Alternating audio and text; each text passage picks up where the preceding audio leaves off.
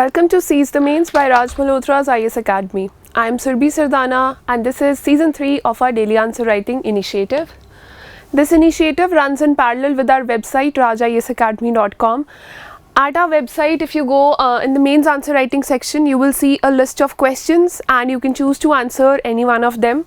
In the next 48 hours, when you post your answers to the question, in the next 48 hours to that, our team will evaluate your answers and respond to you with their feedback. The topic for today is animal rights. Let's see what is the question that we are discussing today with regards to civil services mains exam. So the question is, explain the various provisions available to fight cruelty against animals in India. What are the challenges on the way? Answer in 250 words. So this is a very direct question, something that you should be aware of with regards to your environment or GS3 part of your syllabus. In GS3 there is a specific topic called conservation. So under that, conservation of wildlife, animals, plants, everything is covered. So under that this question has been framed. Explain the various provisions available to fight cruelty against animals in India. So in the provisions, you can talk about constitutional articles, see protection of wildlife, that comes under concurrent list. So it is duty of the state governments also and the central government also. Apart from that, we have the Wildlife Protection Act, Prevention of Cruelty Against Animals Act is there. You can talk about those features. बहुत ही direct answer है, आपको ज़्यादा कुछ बात नहीं करनी है. But yes, as usual, we'll start with our introduction, and in introduction what you will see is that we will focus on why cruelty against animals occurs. What is the reason? What is the reason that they are killed or tortured? What is the prime reason? So that you have to highlight. After putting some light on that part, what next you can do is go on to talk about the provisions available. So yes, in the introduction, right, we have that wild animals in India are hunted for their body parts to make products like leather fabrics, medicines, etc. that sell at very high prices in the international market. Hence the smuggling occurs, smuggling of their body parts as trophies, or that is the reason they are killed, because जो इनसे products मिलते हैं वो बहुत ज़्यादा high rate पर sell होते हैं. So for the monetary purpose or the economic gain, that's the reason. The constitutional provisions establishing the duty of animal protection have resulted in the enactment of animal protection legislations both at the central and state level. Now why are you mentioning this? That legislations are present both at the central and state level. State level की legislations हम लोग list down नहीं करेंगे, but central level की legislations हम लोग list down करेंगे, because again concurrent list का part है ये. So after this 42nd amendment to the constitution, protection of wildlife, it got a major focus, बहुत focus आ गया था. So we had prevention against cruelties, prevention of cruelties against animals act भी उसी के बाद आया था. We had animal welfare boards of India. So mentioning that both at both the levels legislations are present. This is important क्योंकि ये फिर एक door open करेगा ताकि आप legislations के बारे में लिख पाएं. Or just write down that it comes under concurrent list, and following are the legislations to stop cruelty against animals in India. The first one, obviously, we have the Wildlife Protection Act of 1972. There are two bodies established under Wildlife Protection Act 1972. We'll talk about them in the second para, but first of all you need to understand what is the aim. Aim of the act should be written. आप सिर्फ list नहीं कर सकते किसी भी act को if it has been asked directly in the question. आपसे question में provision सीधे पूछे गए हैं, तो आप सीधा सिर्फ provision के नाम लिखकर अपना आंसर ख़त्म नहीं कर सकते. So the provisions, the first one is the act aims to safeguard all plants and animal species in the country to ensure environmental and ecological security. This is the aim of the act. It prohibits the hunting of endangered animals while providing for the establishment of wildlife sanctuaries, national parks, zoos, etc. The act establishes the first body, that is National Board for Wildlife. What does National Board for Wildlife do? It is responsible for the promotion of wildlife conservation and the development of wildlife and forests. So that is your what your National Board for Wildlife is broadly doing. Again, if you are preparing for next year prelims or if you have to sit for mains, prepare National Board for Wildlife exclusively, what is the membership, whom is it chaired by, इसके chairperson कौन होते हैं, prepare it separately because this board is very important. The next one is Wildlife Crime Control Bureau. This Wildlife Crime Control Bureau, it works like an investigating agency to prevent smuggling of protected wild animals या endangered wild animals and plant species. So this has a very proactive role. They carry out various operations also for investigations into certain species if smuggling is being carried out across borders. So this bureau was also established under Wildlife Protection Act. The bureau aims to combat organized wildlife crime in the country. So that has been an this is broadly about Wildlife Protection Act of 1972. Since this is not a question about WPO 1972 exclusively, we are not getting into much details, but all these points they should be underlined. Keywords जो है, चाहे आप National Board for Wildlife के बारे में लिख रहे हैं या Wildlife Crime Control Bureau के बारे में लिख रहे हैं, they should all be underlined. The second one is Prevention of Cruelty to Animals Act 1960, and this is very important. The basic cruelty law of India is contained in this act. The objective of this act should be clear. It is to prevent the infliction of unnecessary pain or suffering on animals and to amend the laws relating to the prevention of cruelty to animals. This act has established Animal Welfare Board of India. And we also have an Animal Welfare Board of States. Her state में Animal Welfare Boards establish करने की directions दी गई हैं. So Animal Welfare Board of India is there to advise the central government regarding amendments and rules to prevent unnecessary pain while transporting animals, performing experiments on animals or storing animals in captivity.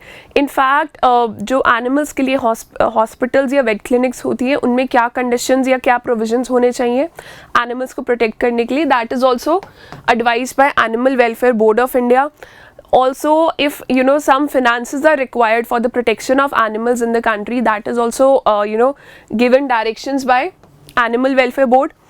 It also promotes encouragement of financial assistance, rescue homes and animal shelters for old animals. And in case the government requires any advice on giving more protection to animals, that is carried out under this act by Animal Welfare Boards.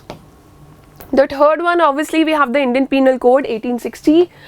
It is the official criminal code of India which covers all substantive aspects of criminal law. There are sections 428 and 429 of IPC which provide for punishment of all acts of cruelty such as killing, poisoning, maiming or rendering useless of animals, and all your animals are covered under this.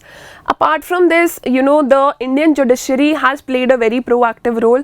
For example, the Supreme Court or the High Courts of various states, they have established animal rights from time to time. For example, a few years back, Uttarakhand High Court, they gave a direction in favor of Gangetic river dolphins. They said that they should be treated like human beings or living beings and they should have their right to life. They have the right to life. Animals also have the right to life. So, over the years, Indian courts have developed a growing legal jurisprudence in animal law. So not just the legislative part of our democracy, the judiciary is also very proactive in protecting the rights of animals. So here what you can do is state some recent example. For example, if you have followed the weekly current affairs session today that was taken by Mr. Madhu Reddy. So in that, Pashmina and Shatush, that was discussed, and Pashmina and Shatush, it has been seen that they are derived from methods which violate the rights of animals from which this wool is obtained. So you can give that as an example that so many investigation has been carried out and the government has banned one of these varieties.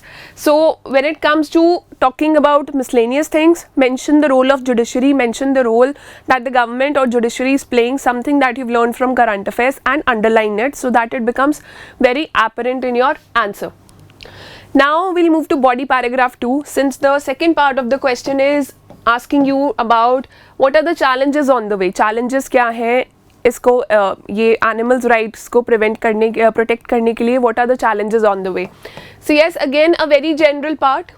Challenges की बात जहाँ पर भी आती है, you just look around yourself. First of all, the attitude towards animals is not right when it comes to human beings. Her human being animals को एक अच्छी एक positive attitude से नहीं देखते, so they do not feel that they are obliged to protect their rights or to even treat them in a humane manner.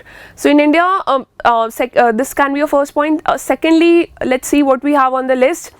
There is increased pressure on the resources due to overpopulation. Overpopulation की वजह से बहुत ज़्यादा increased pressure है. First, that results in lesser area for animals to survive and thrive.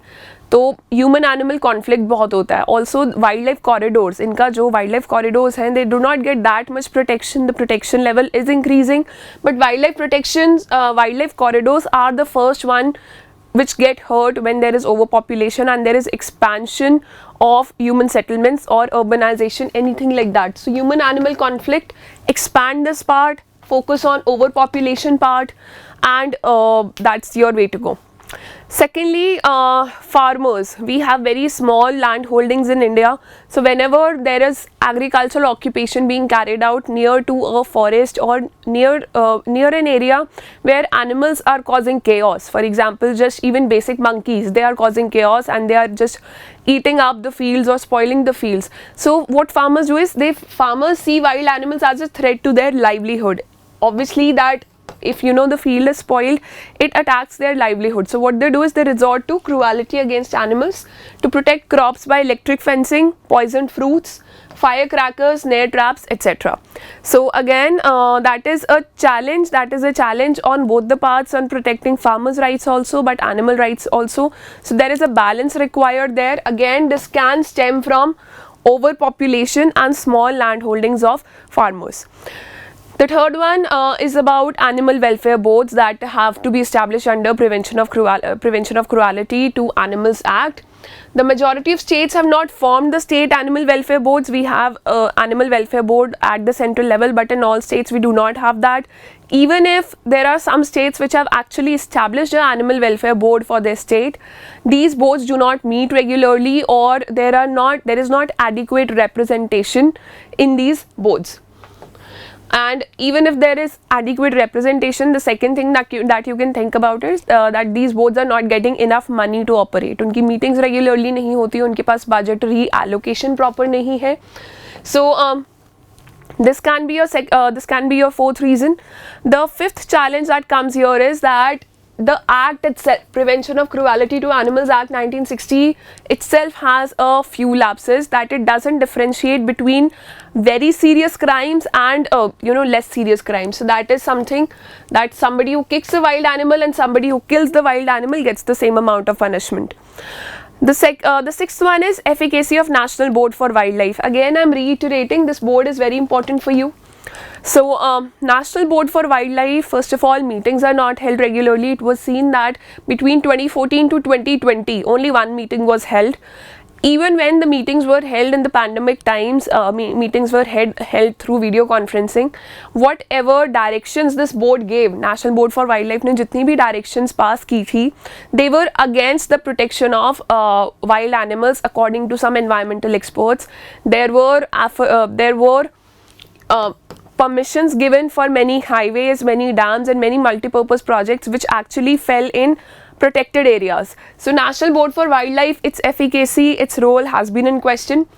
Then there is a huge difficulty in tracing violations. Yes, we have National Wildlife Crime Bureau, we have that, but wildlife violations of animals' rights, they occur all over the country and they happen every time. So finding and tracing and to find out the right criminal and to prevent such crimes in future, that is a huge challenge. So there is a huge difficulty in tracing violators.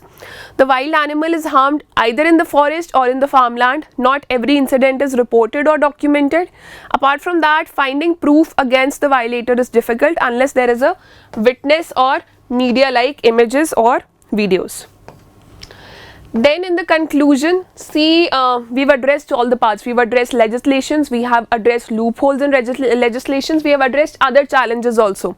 So your conclusion, whether it is for 3 lines or 5 lines, not more than that, it should have something positive and a way forward. See, according to Indian Constitution, it is everybody's responsibility to care for and preserve the country's natural resources, such as its forests, lakes, rivers and animals that falls under our fundamental duties, Article 51A. So, you know, as long as we are not aware of our actions, what we are consuming, what we are purchasing, is something that we are buying is either is it vegan, or if you're purchasing a fur coat, whether it is coming through ethical practices or not, what kind of animals are being exploited in the process, whether you are eating non-vegetarian food, consuming a cosmetic, or anything else for that matter. So since it is one of our fundamental duties to protect the wildlife, so it is not just the legislation and the law which has to be in place, it is basic public awareness and people in action. They have to take a stand about their choices on everyday basis, and they will have to see, since you know wildlife crimes cannot be documented, so we as a population have to be aware about what is happening around us.